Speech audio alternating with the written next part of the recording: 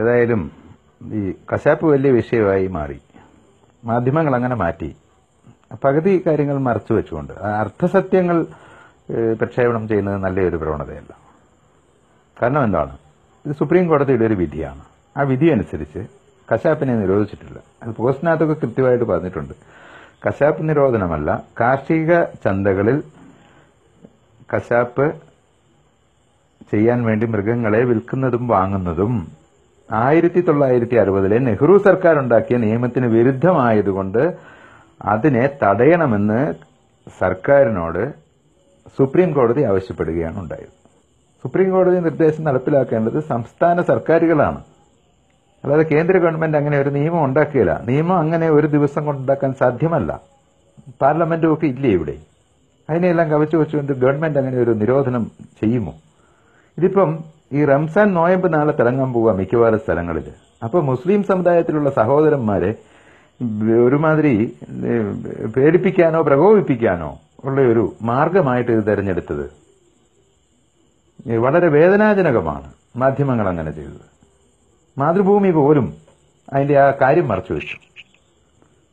സത്യം മറച്ചുവെച്ചുകൊണ്ട് വാർത്തകൾ പ്രക്ഷേപണം ചെയ്യുന്നതല്ല മാധ്യമധർമ്മം. സുപ്രീം കോടതിയിൽ നിന്ന് വിധി വന്നു. ആ വിധിപ്രകാരം എന്ത് ചന്തകളാണ്? കാർഷിക കാലിച്ചന്തകൾ ഇന്റർനാഷണൽ ബോർഡറുകളിൽ നിന്ന് 50 കിലോമീറ്ററും ഇന്റർ സ്റ്റേറ്റ് ബോർഡറുകളിൽ നിന്ന് 25 കിലോമീറ്ററും. ഈ ദൂരപരിധിയെല്ലാം 1960 നെഹ്റു സർക്കാർ ഉണ്ടാക്കിയതാണ്. ആ നിയമത്തിനെ ഇംപ്ലിമെന്റ് ചെയ്യണമെന്ന് ആവശ്യപ്പെട്ടുകൊണ്ട് സുപ്രീം കോടതിയിൽ ഒരാൾ ഹർജി കൊടുത്തതാണ്. ഇത് സെയിം കേസാണ്. ഇതിപ്പോ ഏതെങ്കിലും ഒരു മാർക്സിസ്റ്റുകാരൻ കേൾക്കുന്നുണ്ട്, അദ്ദേഹത്തിനോട് ഞാൻ ചോദിക്കുകയാണ്, നിങ്ങൾ എന്തിനാണ് സെൻകുമാറിനെ പോലീസ് മേധാവിയാക്കി നിയമിച്ചത് എന്ന് പിണറായി വിജയൻ എന്ന് പറയുന്ന കേരള മുഖ്യമന്ത്രിയോട് ചോദിച്ചാൽ അദ്ദേഹത്തിന്റെ മറുപടി സുപ്രീം കോടതിയിലെ ഉത്തരവനുസരിച്ചാണ്. അതേ ഉത്തരവനുസരിക്കാൻ നരേന്ദ്രമോദിക്കും കേന്ദ്ര ഗവൺമെന്റിനും ബാധ്യതയുണ്ട്. ആ ബാധ്യതയാണ്. ആ ബാധ്യത കൃത്യമായിട്ട് പറയുന്നുണ്ട്. വീട്ടിൽ വളർത്തുന്ന മൃഗങ്ങളെ, ഇപ്പൊ നമ്മൾ പശുവിനെ വളർത്തിയാലും പോത്തിനെ വളർത്തിയാലും എരുമയെ വളർത്തിയാലും അതിനെ കൊന്നു തിന്നുന്നതിന് യാതൊരു വിരോധവുമില്ല. അതുപോലെ അധികൃതമായിട്ട്, അനധികൃതമായിട്ടല്ല, നിയമപരമായിട്ട് പ്രവർത്തിക്കുന്ന കശാപ്പ് ശാലകൾക്കൊന്നും യാതൊരു പ്രശ്നവുമില്ല. അങ്ങനെ ഒരു വിഷയം വരുന്നുണ്ടോ? നിങ്ങൾ ഓർക്കണം, നമുക്ക് പഞ്ചസാര കിട്ടുന്നുണ്ട്. പഞ്ചസാര ഫാക്ടറികളിൽ എല്ലുപൊടിയും കൂടെ മിക്സ് ചെയ്യാതെ പഞ്ചസാര ആ വൈറ്റ് കളറിൽ നമുക്ക് കിട്ടുകയില്ല. അതുപോലെ എല്ലുപൊടി കാർഷിക മേഖലയ്ക്ക് വലിയ തോതിൽ ആവശ്യമുള്ള ഒരു സാധനമല്ലേ എല്ലുപൊടി?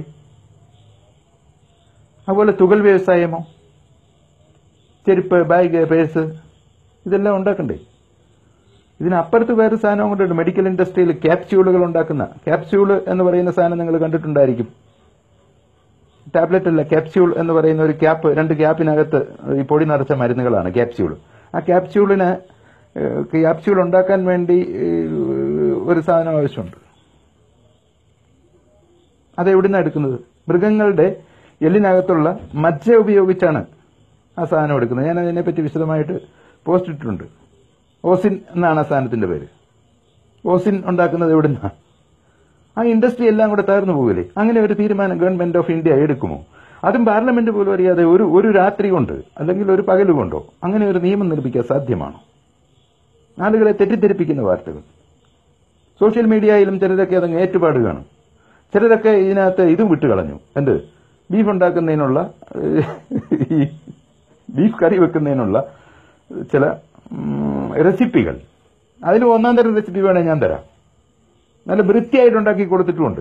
ഞാൻ കഴിക്കാത്തത് എന്നാന്ന് വെച്ചാൽ ഇത് റെഡ് മീറ്റ് കഴിക്കുന്നതിനോട് എനിക്ക് താല്പര്യമില്ലാത്തതുകൊണ്ടും എനിക്ക് കുറച്ച് കൊളസ്ട്രോൾ ഉള്ളതുകൊണ്ടും, അത് തന്നെയല്ല അങ്ങനെ നിരന്തരം കഴിച്ച പല ആളുകൾക്കും ഒരു 50-55 വയസ്സിനകത്ത് അവരുടെ ദേഹത്ത് ഓപ്പറേഷൻ കത്ത് കയറിയിട്ടുണ്ടെന്നുള്ള ബോധ്യത്തിന്റെ അടിസ്ഥാനത്തിലാണ് ഞാൻ കഴിക്കാത്തത്. ഇവിടെ ആൾക്കാർ വർഗീയമായിട്ടല്ല ജീവിക്കുന്നത്.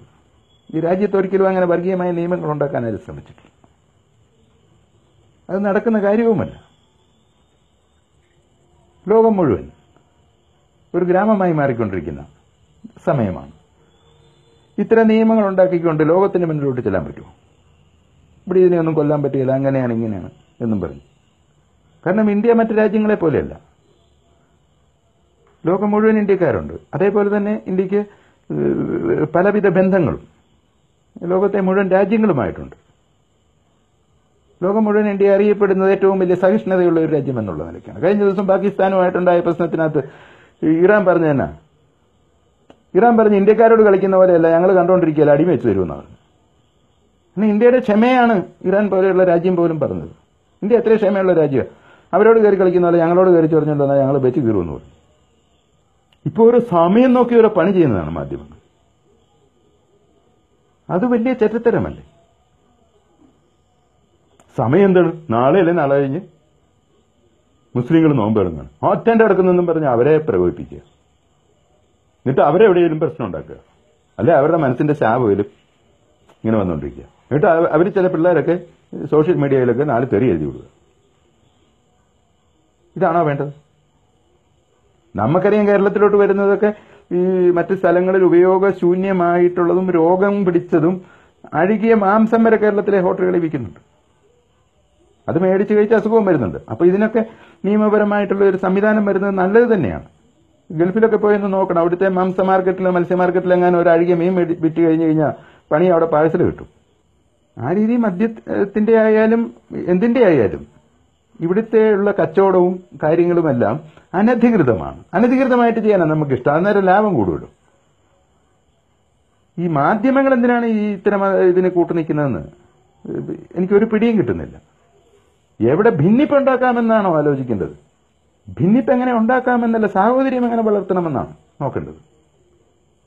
കണ്ടുപിടിക്കേണ്ട അനുകരണീയമായ ഒരുപാട് കാര്യങ്ങളുണ്ട് രാജ്യത്ത് നടക്കുന്നത്.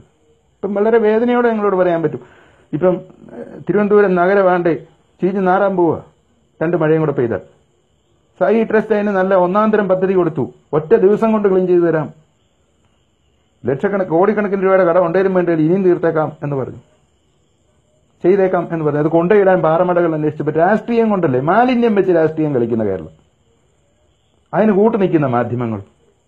അപ്പം ഇത്തരം വ്യാജ വാർത്തകൾ കണ്ടിട്ട് പോസ്റ്റ് ഇടുന്നവരായാലും ശരി, മനസ്സ് വേദനിക്കുന്നവരായാലും ശരി, എനിക്ക് നിങ്ങളോട് പറയാനൊന്നേ ഉള്ളൂ, ഇതൊക്കെ കാര്യകാരണങ്ങൾ അറിഞ്ഞിട്ടും കണ്ടിട്ടും പ്രതികരിക്കുക. ഒരു ദിവസം കൊണ്ടൊന്നും ഒരു നിയമവും ഉണ്ടാക്കാൻ രാജ്യത്ത് ആർക്കും അധികാരമില്ല. അങ്ങനത്തെ രാജ്യമല്ല നമ്മുടെ രാജ്യം. ഇത്തരം തെറ്റിദ്ധാരണാജനകമായ വാർത്തകൾ പ്രചരിപ്പിക്കുന്ന മാധ്യമങ്ങൾക്കെതിരെ ശക്തമായ നടപടിയെടുക്കണം. ഇത് മൃഗസംരക്ഷണ വ്യവസായം മാത്രമല്ല, ഈ കശാപ്പ് വ്യവസായവും വലിയ വ്യവസായം തന്നെയാണ്. ഞാൻ അതിനെപ്പറ്റി പറഞ്ഞു കഴിഞ്ഞാണ് ഓസിൻ ഉൾപ്പെടെയുള്ള കാര്യങ്ങൾ. ഇതൊന്നും സർക്കാർ അങ്ങനെ ചെയ്തിട്ടില്ല. ആർക്കെങ്കിലും മനോവേദന ഉണ്ടായിട്ടുണ്ടെങ്കിൽ അവരൊക്കെ കാര്യങ്ങൾ മനസ്സിലാക്കണം. ഞാൻ ഇത് സർക്കാരിനെ ന്യായീകരിക്കാൻ വേണ്ടി വന്നതൊന്നുമല്ല. അതിനെനിക്ക് ആരും അതിന് ഇത് ഒന്നും തരുന്നുമില്ല, എനിക്ക് ആ പണിയില്ല. ഒരു സാമൂഹ്യ പ്രതിബദ്ധതയുടെ പേരിലാണ് സോഷ്യൽ മീഡിയയിൽ ഞാൻ ഇടപെടുന്നത്. ഇപ്പോൾ നിങ്ങളെ വന്ന് ഈ രാത്രിയിൽ ഇങ്ങനെ ഒരു ലൈവിലൂടെ ശല്യം ചെയ്തതിന് എന്നോട് ക്ഷമിക്കുക. കാരണം ഇതേ ഉള്ളൂ കാര്യം. ആ കാര്യമറിയുക, അതിന്റെ കാരണങ്ങളിലേക്കും നിങ്ങളുടെ ബുദ്ധി ഉപയോഗിച്ച് അന്വേഷിക്കുക.